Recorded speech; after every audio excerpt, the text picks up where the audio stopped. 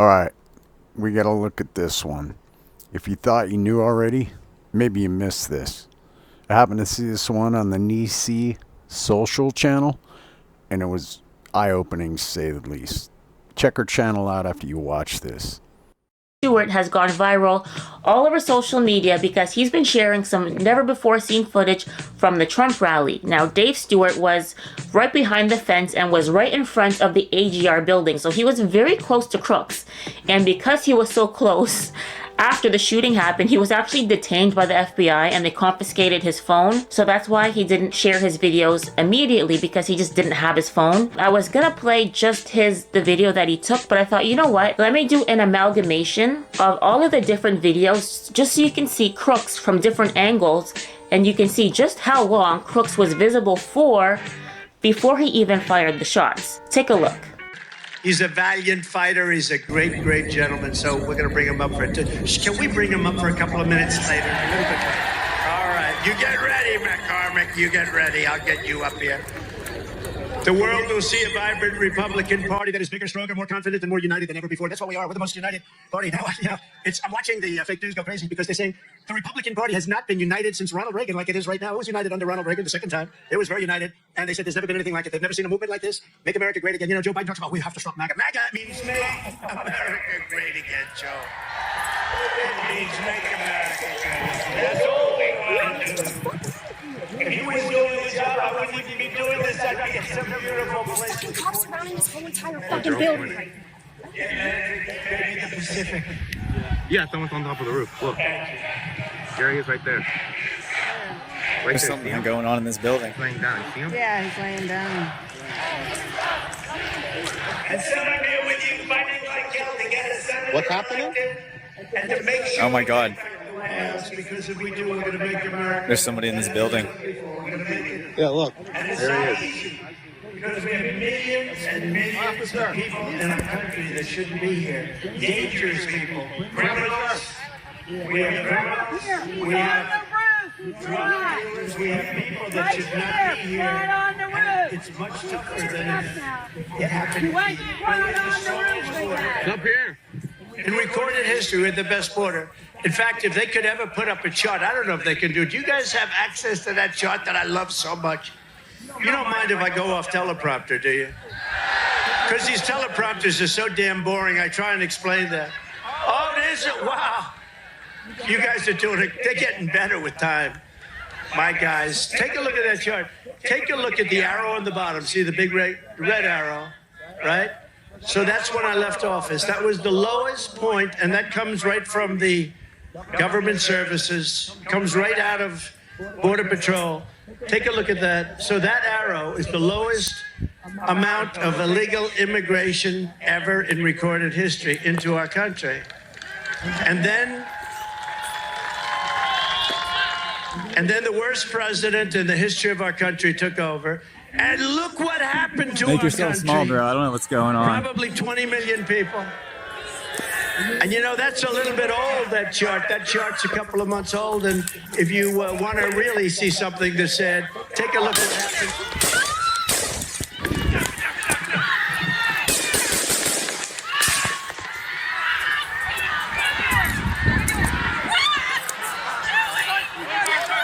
He's turning this way. Be careful.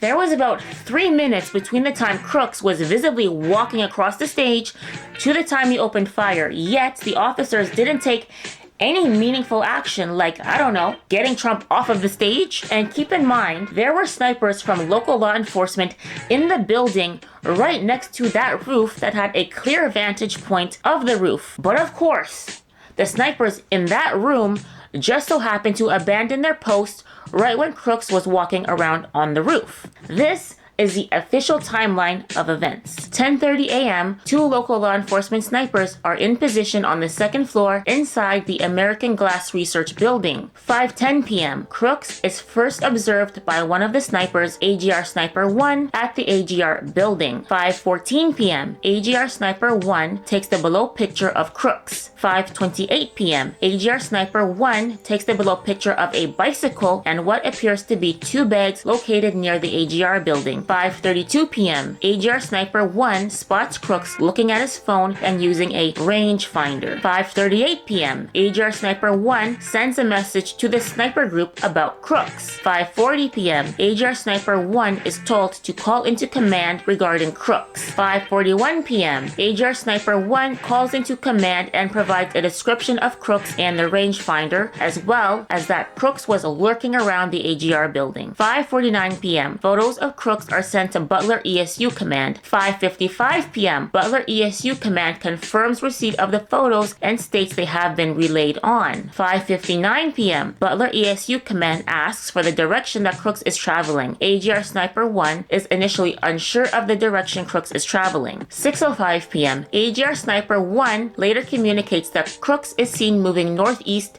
in the direction of Sheets and that Crooks has a backpack. 6:06 to 6:12 p.m. and this is the same time that Crooks is now scaling the building and walking across the roof. AGR Sniper 1 goes to ground floor of building to meet local law enforcement patrol to alert them to Crooks' presence. So all day, they were inside the building and never once left their post to go look for Crooks.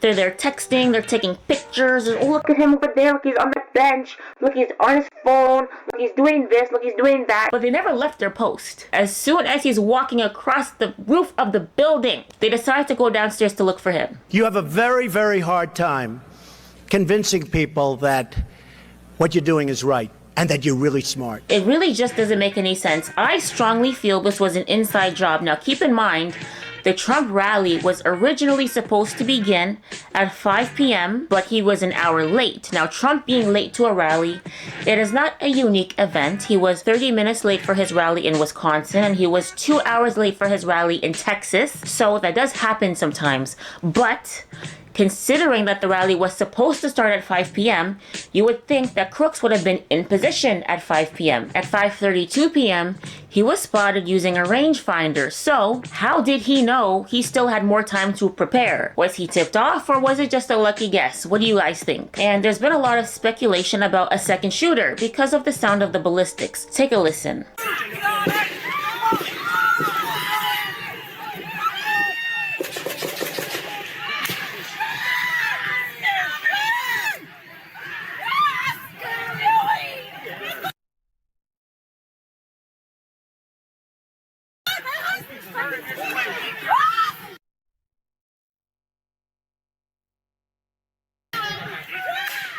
Many experts agree that it sounds like there was a third mystery gunman, and well, the FBI has come out and confirmed that yes, there was a third gun that was fired. They said it was law enforcement firing at Crooks. Quote, the officer, who was not a sniper, had left the barn and was outside on the ground nearby when Crooks began firing from the rooftop about 110 yards away, the official said. The local officer saw the muzzle flashes from Crooks' rifle, the official said, and fired his rifle at Crooks. What do you guys think? Do you believe law enforcement, or are you still convinced that there was another shooter? The one thing that I can't make sense of is why is it that when Crooks fired his gun, there was no visible smoke, and we didn't see any recoil.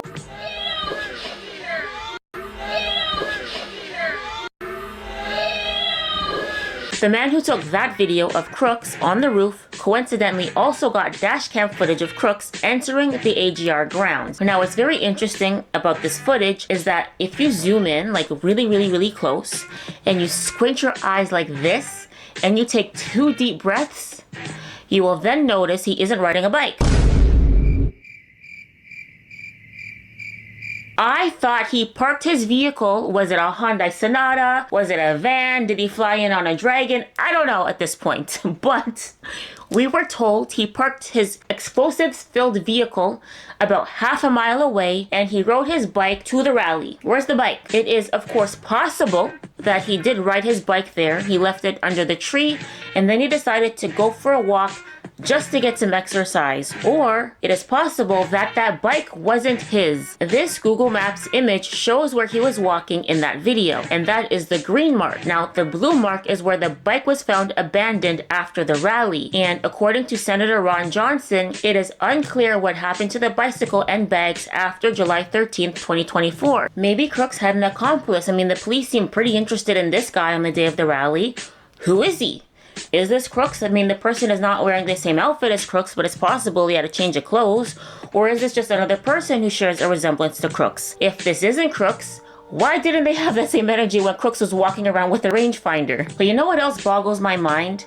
The drone thing. Despite being offered a drone by the local police, the Secret Service declined. But you would never guess who did have a drone that day. Crooks! I am shocked. Shocked.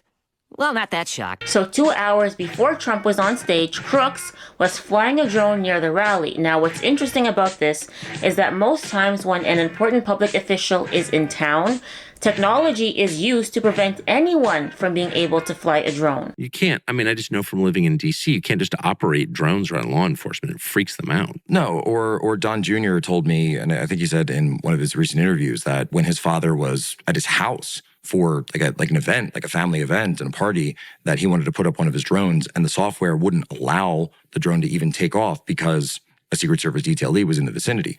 My cousin was getting married in southern Pennsylvania, and she wanted to have a drone up at her wedding. And because Biden happened to be in Wilmington at that point, she was within that 30-mile radius. You know, the photographers come to her and say, "Hey, we can't do any drones here." And so you might be thinking, wow, the Secret Service was so underprepared.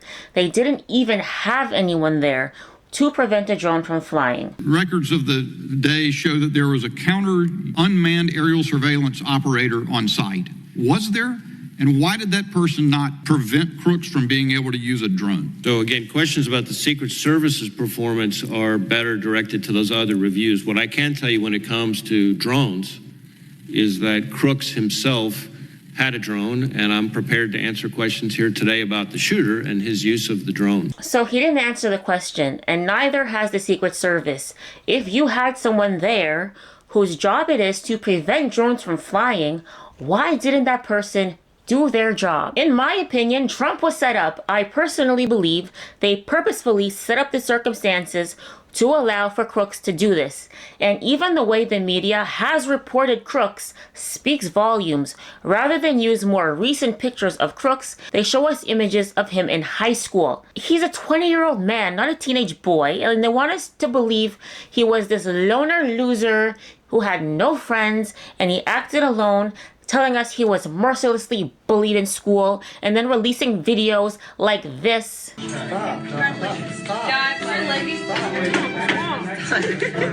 Oh no! Someone was tugging on his pants and a girl was giggling. Oh, that's so awful. Stop this. Stop. That's not bullying, that's flirting. What you tell me doesn't necessarily make it fact. I hate to say it. Quantum Stellar needs your help to make this content possible. Your contributions are greatly appreciated. Thank you.